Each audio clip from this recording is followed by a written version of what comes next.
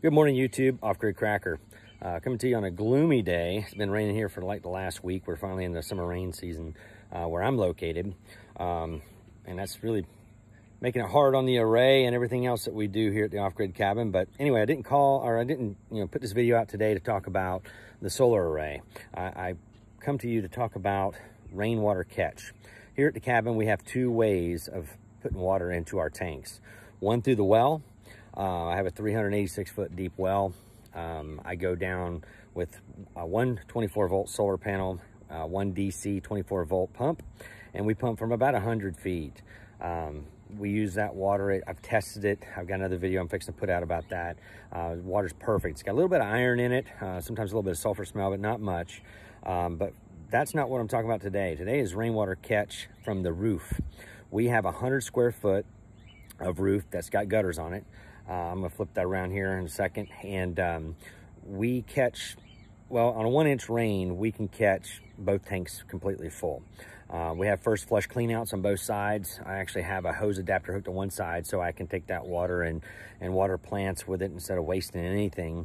It still catches all the stuff. And you say, well, how do you get the dirt and stuff out of there? Well, it comes out through the spigot hose. It's big enough at 3/4 inch. Now, if it gets pine needles or something in it, that's a different story. But for the most part, it cleans out pretty easy. I do have them twisted where they're slightly open to where they drip constantly if I don't want to use the water. But I do use the water in the tanks or in those first flushes just to water plants and tomatoes and stuff that we grow here on the homestead. So anyway, I wanted to show you the roof, and I'll narrate that, and show you what we catch the water on. It's only 100 square feet on each side because it's a 10 by 10 slanted A-frame roof.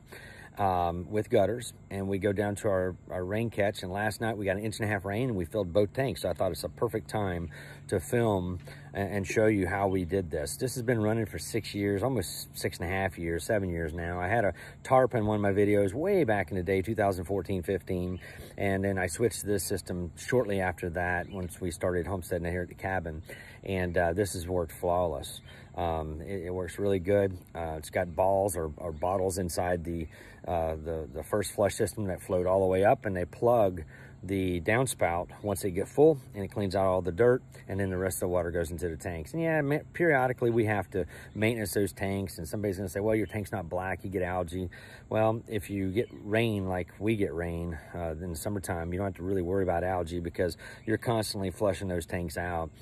During the winter or long drought periods, yeah, you might add a little chlorine, not much, probably about 3 tablespoons per container, which is about 275 gallons, like I said. But anyway, I want to show you, we can go a month on one container, so 2 months on 2 containers, and if we're not wasting water, for conserving. If we're not conserving, we're showering, because there's 3 of us that live here full time, then it would definitely drain the water quick and go through it. But still, that's 2 months on 2 containers, you know, not really trying to conserve water. So anyway, want to shoot the roof and show you what we have. Basically, in calculations, 1 square foot, I put 0.6 gallons of water in 1 inch of rain. I've found that in my experience over the last 6 years, that 100 square foot of roof on each side, being 10 by 12 or 10 by 10 or whatever yours you lay out, will definitely fill a 300 or 275 gallon IBC tank in a 1 inch rainstorm.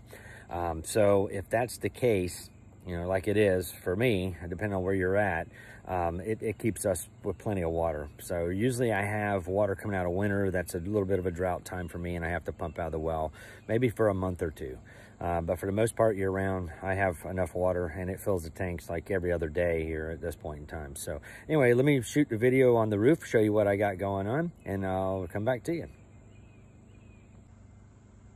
All right, YouTube, here's the roof section of my off-grid cabin. As you can see, it's a 12-12 pitch A-frame. This is the back loft section. I'll shoot it from down below too so you can see. And it goes into the tubulars. Sorry that they're green and brown. Sometimes they don't make them green, and if they get dented or something from a limb hitting them, then I have to replace them, and I haven't had a chance to paint that yet. But then it goes into the first flush. When that fills up and the ball comes all the way up to the top, it goes underneath the porch to the other side, and in between I have my tank system. So as you can see, this is the catch. The gutter comes down the side here. It's got little pine needles in the end down there I need to clean out. But that was from last night's rainstorm. I'll get those out today. But I want to show you, it goes up this roof and down, and on this side as well, we have a gutter system. And again, pine needles from the pine trees. I have to do this quite often, but I have these things that lay in there, but the storm blew them out, so I've got to put them back. But anyway, comes down, goes through the system, got a crack in that one I got to fix, and then underneath the porch. So I'll show you, the first flush on this side is underneath, but because I didn't want it in the walkway or where we walk down there, because I have my battery bank for my AC unit down there. So anyway, I want to come down there. I'm going to show you my my first flush system coming off this roof, but before I do that, I'll walk down the stairs and show you the pitch of this roof. Like I said, it's 12-12, but it's only about 12 feet across here. It looks like it's more, but it's really not. And then we have, you know, probably about 10 feet coming down, about 12 feet that way. So it's, you know, it basically catches rain on both sides and runs down the gutters, and that's what fills my tanks. But and then of course it goes underneath the solar panels here, the two that I have for the 12-volt system.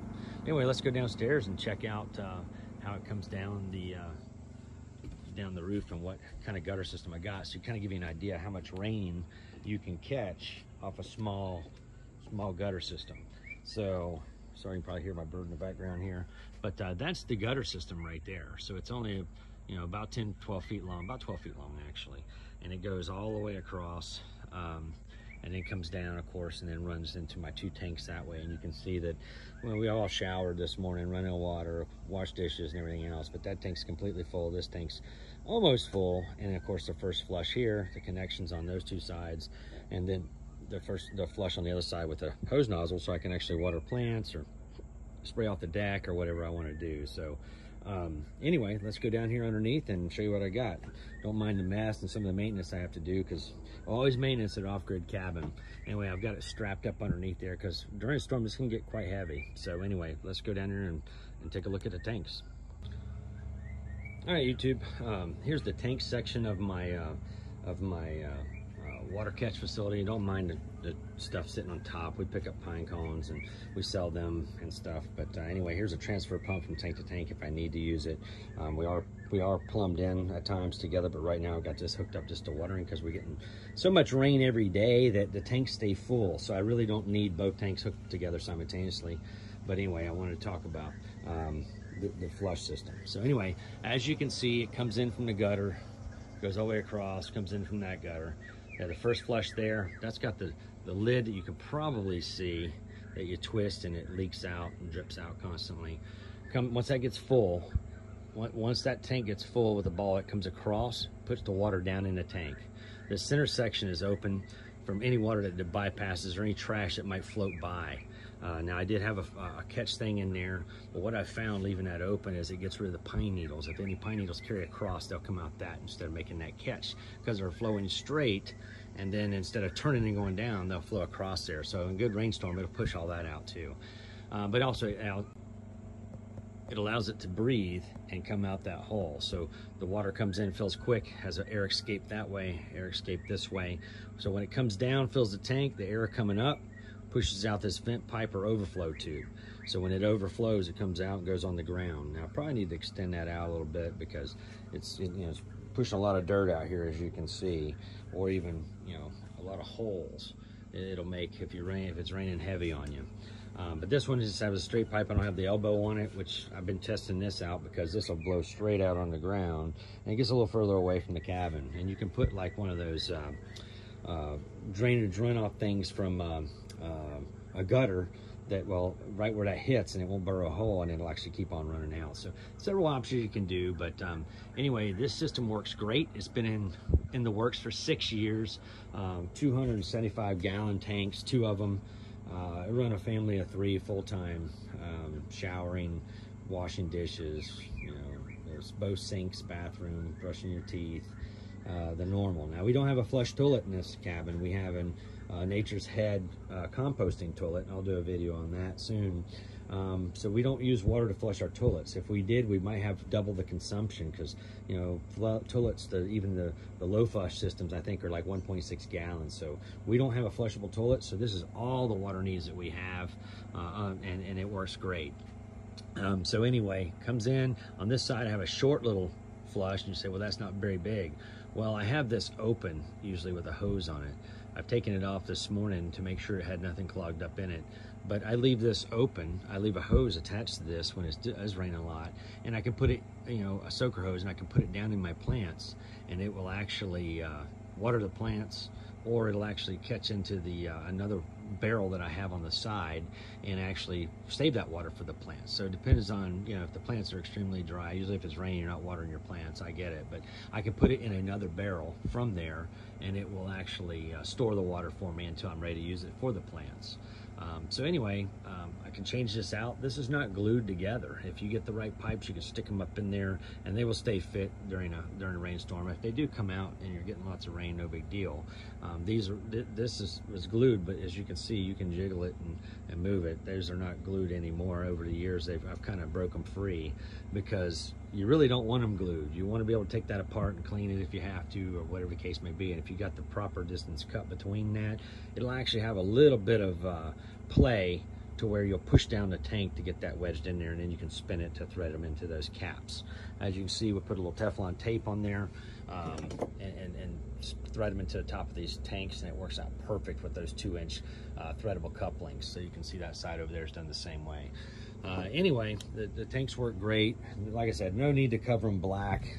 They're under the back porch of my cabin, so you can actually see there's a porch up top here. So they're kind of secluded inside here.